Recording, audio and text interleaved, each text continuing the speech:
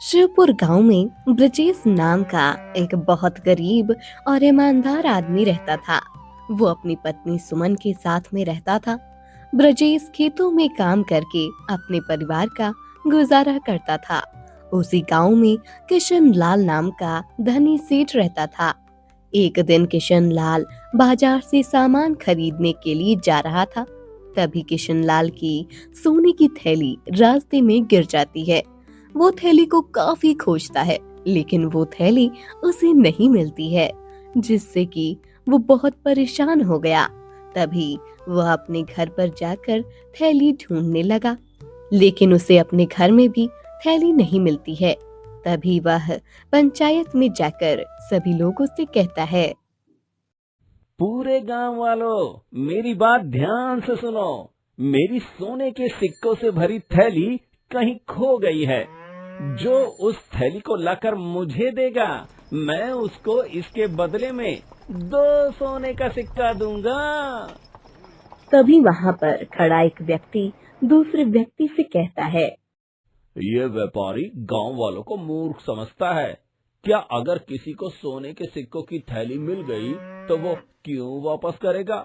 वैसे भी क्यों 2 सिक्कों के चक्कर में अपने समय को बर्बाद करें। चलो भाइयों, हम सब अपने अपने घर चलते हैं। वहीं दूसरी तरफ सुमन अपने पति से कहती है। सुनो जी, ऐसा कब तक चलेगा? मुझे ये सब देखा नहीं जाता है।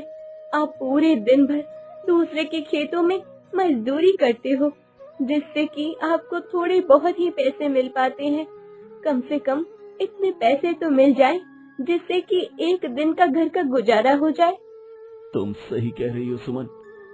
आज से मैं अपनी मजदूरी के ज्यादा पैसे लूंगा।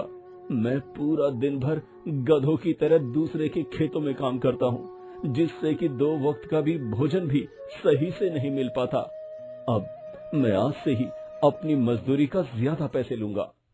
कुछ देर के बाद एक जमींदार ब्रजेश के घर पर आया। तभी वह ब्रजेश से बोला। ब्रजेश, मुझे तुझसे कुछ काम है। जी बोलो जमींदार साहब, क्या काम है? ब्रजेश, मेरे पास जो 2 बीघा का जमीन है, तुम्हें उसमें खेती करना है। मैं 2-3 दिन के लिए गांव से बाहर जा रहा हूँ। जब मैं वापस आऊँ तो जब तक तुम जमीन को जोत देना, पैसे मैं तुम्हें काम होने के बाद दे दूंगा।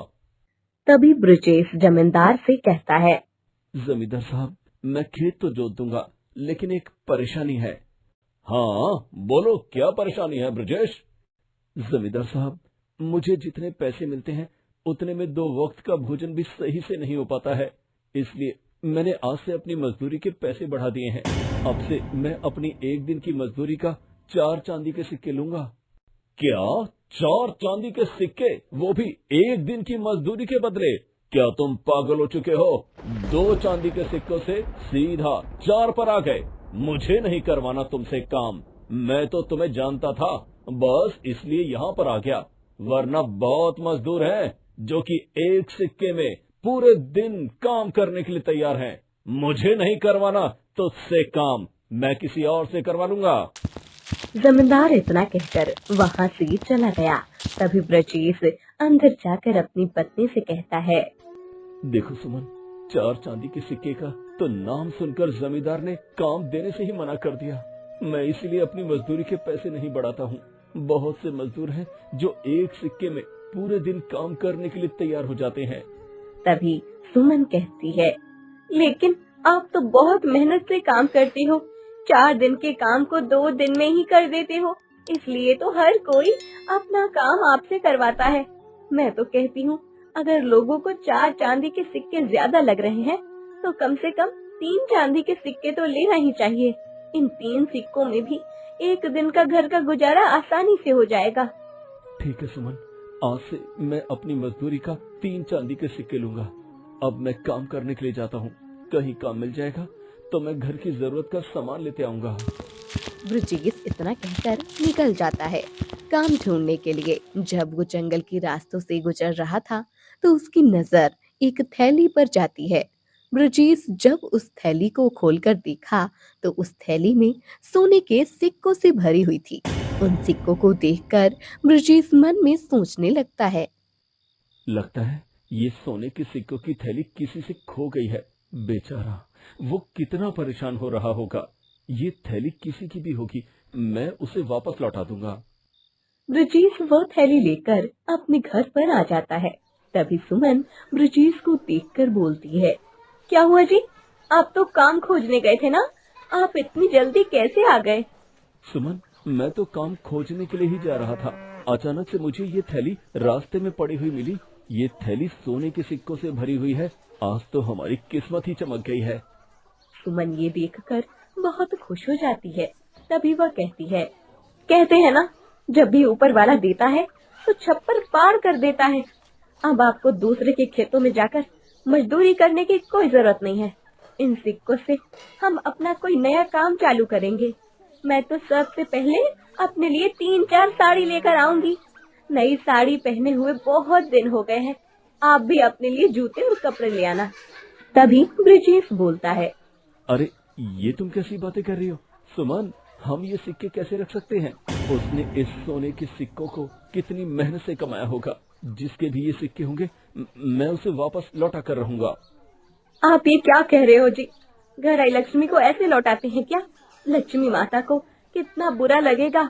ऊपर वाला आपको धन दे रहा है और आप लेने को तैयार नहीं है। ऐसे तो ऊपर वाला भी नाराज हो जाएगा। तभी ब्रिजेश अपनी पत्नी से बोलता है, लेकिन सुमन, हम दूसरे का धन कैसे रख सकते हैं? वो बेचारा किस हाल में होगा पता नहीं। ये सिक्के की थैली किसी अमीर आदमी की है या गरीब आदमी की, लेकिन हम इन सिक्कों को उस तक पहुंचा कर रहेंगे। आप एक बात को ठान लेते हो तो किसी की सुनते ही नहीं हो। चलो एक काम करते हैं, अगर 4 दिन के अंदर पता चल जाता है कि ये सिक्के किसके हैं तो आप उसे लौटा देना। अगर पता ना चले तो ये सोने के सिक्के हमारे हो जाएंगे। हम ये समझ जाएंगे कि ऊपर वाले ने हमारी गरीबी को देखकर ये सोने के सिक्के हमको दिए हैं। तभी ब्रिजेश अपनी पत्नी की बात मान लेता है। उस गांव में कोई भी गांव वाला सेठ की सोने के सिक्के की थैली की तलाश में नहीं निकला और न ही कोई गांव वाला उस सेठ के घर पर गया। इसलिए किशन लाल कुछ कर न सका। तभी सेठ की पत्नी बोलती है, क्या आपने गांव में सोने के सिक्कों की थैली को खोजने की खबर गांव वालों को नहीं दिया क्या? मैंने तो पूरे पंचायत भर में सूचना कर दी थी कि थैली खोजने वालों को 2 सोने का सिक्का मिलेगा, पर पता नहीं क्यों अभी तक कोई आया ही नहीं। चलो एक काम करो कि गांव में फिर से पंचायत में बोल कर आओ कि जो भी उस थैली को खोजेगा उसे 3 सोने के सिक्के दिए जाएंगे। सेठ की पत्नी के कहने पर सेठ ने फिर से पंचायत में जाकर यह सूचना कर दी कि जो भी उस सोने के सिक्कों की थैली खोजने में उसकी मदद करेगा उसे उसके बदले में उसे 3 सोने का सिक्का दिया जाएगा।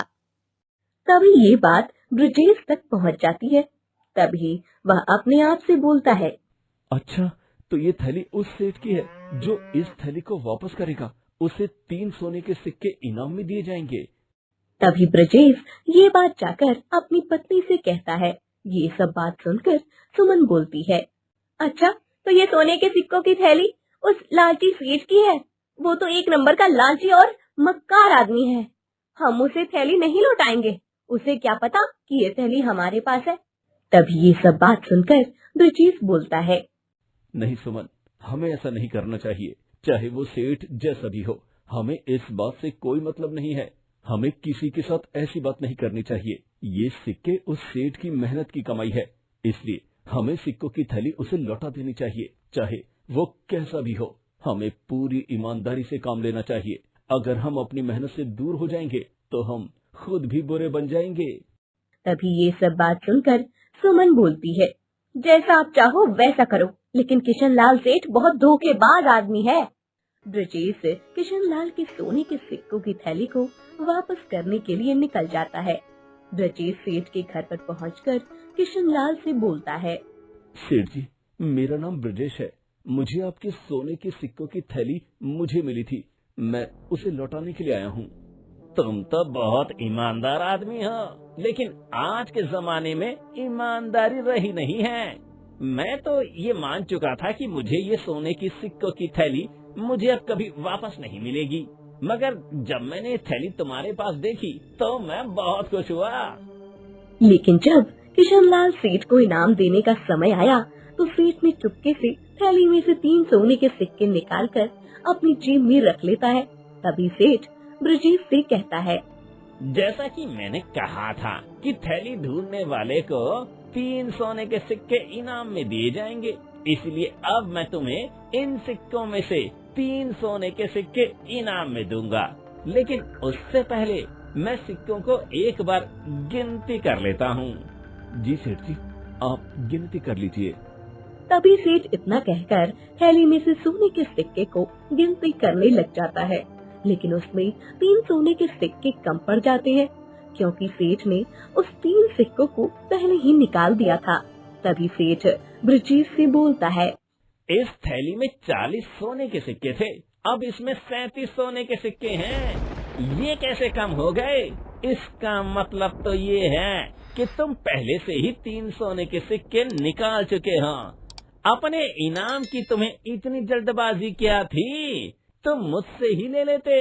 लेकिन कोई बात नहीं, ये एक तरह से ये भी सही किया, तुमने अपना इनाम पहले ही तुमने निकाल लिया। तभी ये सब सुनकर ब्रजेश बोलता है, ये आप क्या कह रहे हैं सेठ जी? मैंने इस थैली में से कोई भी सिक्का नहीं निकाला है और न ही आपके सोने के सिक्कों की गिनती की है।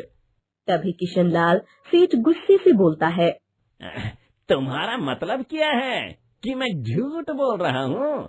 इस थैली में 40 सोने के सिक्के थे। मैं तुम्हें झूठ बोलने वाला दिखता हूँ? चलो अब इस बात का फैसला महाराज जी के पास होगा। ब्रजेश ये सुनकर चौंक गया। तभी वो सोचने लगा, सुमन बिल्कुल सही कह रही थी, ये सेठ तो बहुत ज्यादा धोखेबाज आदमी है। ये तो मुझ पर उल्टा चोरी का इल्जाम लगा रहा है। ब्रजेश बहुत ही ज्यादा परेशान हो गया। उसको इनाम से ज्यादा उसकी नीयत पर बात आ गई थी, क्योंकि ब्रजेश एक बहुत ही ईमानदार आदमी था। सेठ ब्रजेश को लेकर राजा के पास पहुंच जाता है और फिर सेठ राजा से कहता है, महाराज जी, मैं बाजार से सामान लेने के लिए जा रहा था। मेरे जेब से सोने के सिक्कों से भरी थैली बाहर निकल कर गिर गई। मैंने वापस करने वाले को 3 सोने के सिक्के देने का वादा किया था। वो सोने के सिक्कों की थैली ब्रजेश को मिल गई। ये मुझे लौटाने आया तो उसमें से 3 सोने के सिक्के कम थे। इसका मतलब इसने पहले ही से इसमें से अपने इनाम के 3 सिक्के निकाल लिए थे और ये कह रहा है कि मैंने सिक्के नहीं निकाले हैं। फिर 3 सिक्के थैली में से कहाँ गए? तभी ब्रजेश बोलता है, महाराज, मैंने थैली में से कोई भी सिक्का नहीं निकाला है। ये मुझ पर झूठा इल्जाम लगाया जा रहा है। ब्रजेश महाराज से विनती करते हुए बोलता है, महाराज जी, जैसे मुझे थैली मिली तो मैंने तुरंत वापस कर दी। मुझे नहीं पता था कि उस थैली में कितने सिक्के थे। अगर मुझे थोड़ा सा भी लालच होता तो मैं सोने के सिक्के की थैली वापस देने क्यों आता? महाराज जी, सोने के सिक्कों की थैली की बात तो बहुत दूर है। आज मेरी ईमानदारी और इज्जत पर बात आ गई है। महाराज जी, मेरा विश्वास कीजिए, मैं एक सच्चा ईमानदार व्यक्ति हूँ। राजा बहुत ही समझदार और दयालु व्यक्ति था। वो एक ही पल में समझ चुका था कि ये सेठ झूठ बोल रहा है, लेकिन राजा के पास कोई सबूत नहीं था, इसलिए उसने किशनलाल सेठ से कुछ भी नहीं कहा। तभी थोड़ी देर के बाद राजा बोलते हैं, फिलहाल मेरे पास इस मामले से संबंधित कोई भी सबूत नहीं है जिससे हम कोई निर्णय ले सकें।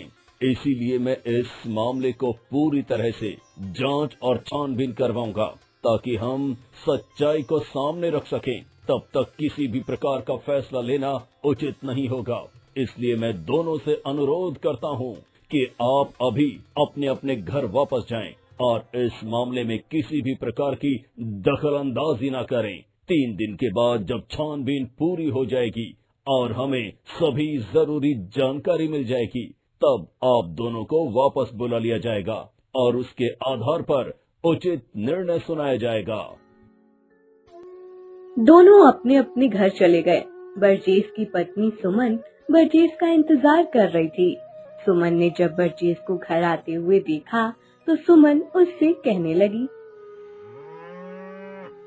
क्या हुआ जी, आप इतने उदास क्यों हो?